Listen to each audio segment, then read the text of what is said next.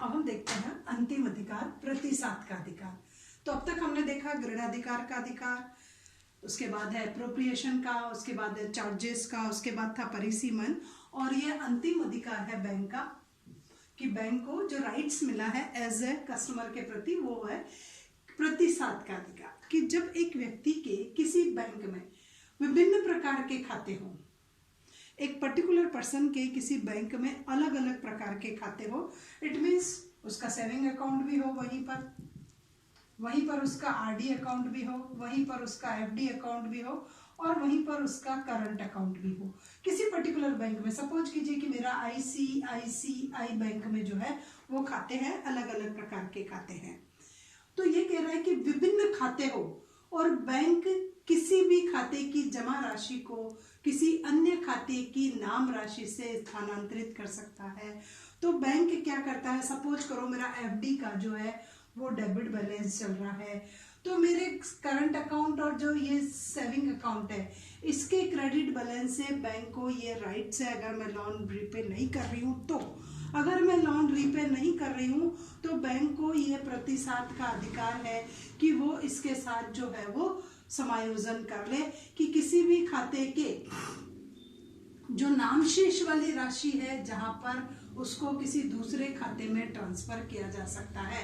But यह condition क्या है कि बैंक एक ही होना चाहिए, बैंक एक, व्यक्ति एक, ये बैंक या इसकी अन्य ब्रांचेस। कि यहाँ पर कह रहा है कि एक बैंक की विभिन्न शाखाओं में खोले गए खातों पर भी यह नियम लागू होता है कि एक बैंक की विभिन्न शाखाओं, जैसे मेरी एक शाखा जो है वो कहीं अजमेर में हो और दूसरी शाखा मेरी बीकानेर, जोधपुर, भोपाल कहीं पर हो, तो एक बैंक की कहीं भी जो शाखाएं हैं उन शाखाओं पर भी ये नियम लागू होता है।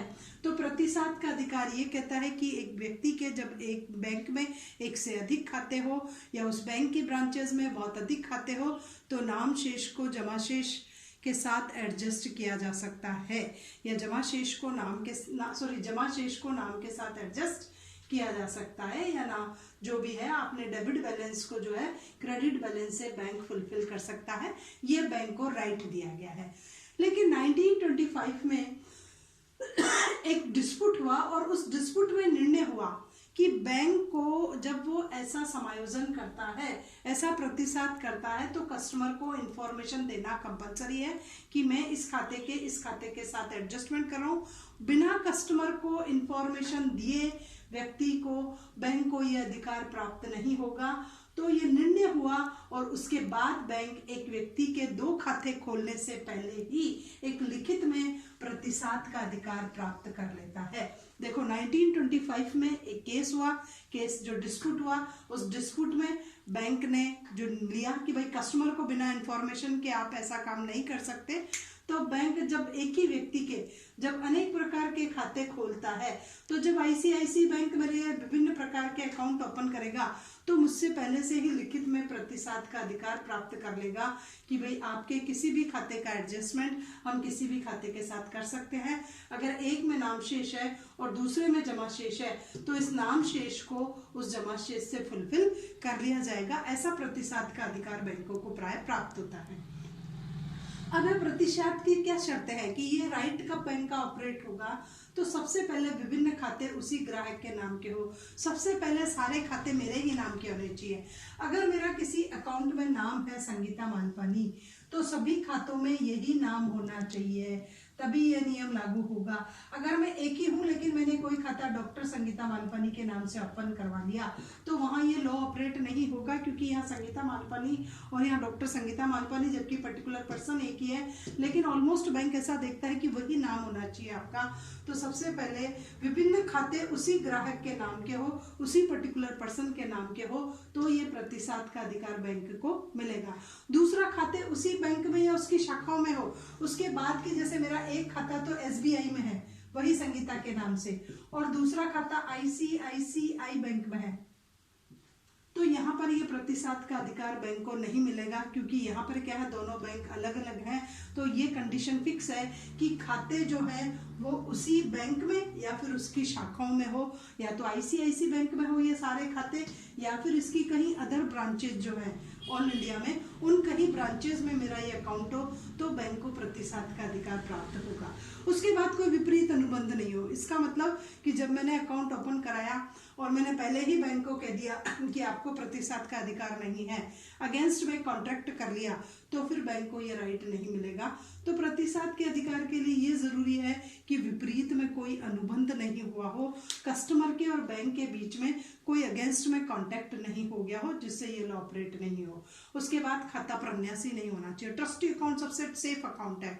प्रन्यासी या ट्रस्टी अकाउंट के रूप में नहीं हो, क्योंकि अगर प्रन्यासी और ट्रस्टी अकाउंट हुआ तो उस पर ये प्रतिशत का अधिकार जो है वो बैंक ऑपरेट नहीं करेगा, और कस्टमर से लिए गए ऋणों की पूर्ति इस प्रन्यासी खाते से या ट्रस्ट खाते से नहीं हो सकेगी, चाहे इसमें कितना ही पैसा क्यों नहीं जमा हो। तो प्रन्यासी खाते पर और ट्रस्टी खाते पर ये प्रतिशत का अधिकार लागू नहीं होता है। उसके बाद संयुक्त का एकाकी से नहीं और एकाकी का संयुक्त से नहीं, कि यहाँ पर बैंक को अगर एक तो मेरा पार्टनरशिप फर्म संयुक्त है, जॉइंट अकाउंट है, हस्बैंड वाइफ के नाम का अकाउंट है, मेरा संयुक्त अकाउंट है, जॉइंट अकाउंट खुलवा रखा है हस्बैंड और वाइफ के नाम का, और एक मेरा एकल है मेरा खुद के ही नाम से, तो यहाँ पर संगीता वानपानी के खाते का एडजस्टमेंट जो हस्बैंड के साथ जो जॉइंट अकाउंट है एटलीस्ट उससे संभव नहीं है, और इस एकाकी के साथ जॉइंट का नहीं है, जॉइंट के साथ एकाकी का कोई मतलब नहीं है।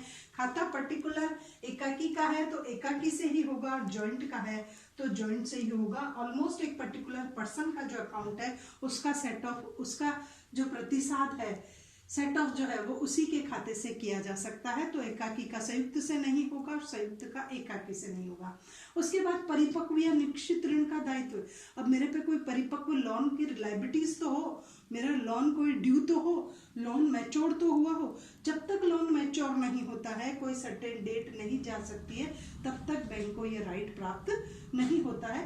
तो ऐसा कहा जाता है कि ऋण जो है उसका परिपक्व होना जरूरी है। जब तक ऋण परिपक्व नहीं होगा तब तक बैंक को ये अधिकार नहीं मिलेगा। उसके बाद कुर्की आदेश। अगर बैंक का कुर्की आदेश आ गया तो कुर्की आदेश में जो पर्टिकुलर अमाउंट होती है वो बिल्कुल फिक्स होती है, वहां पर कुर्की का ऑर्डर दिया हुआ है, तो बैंक को वहां पर भी थोड़ा ध्यान रखना पड़ेगा कि कुर्की आदेश की दशा में वो अकाउंट सील हो गया, उस पर बैंक को प्रतिशत का अधिकार प्राप्त नहीं होगा। और जो कुर्की आदेश की राशि है बस बैंक वहीं तक पैसा वसूल कर सकता है, उससे ज्यादा का बैंक जो है वो सेट ऑफ या नहीं कर सकता।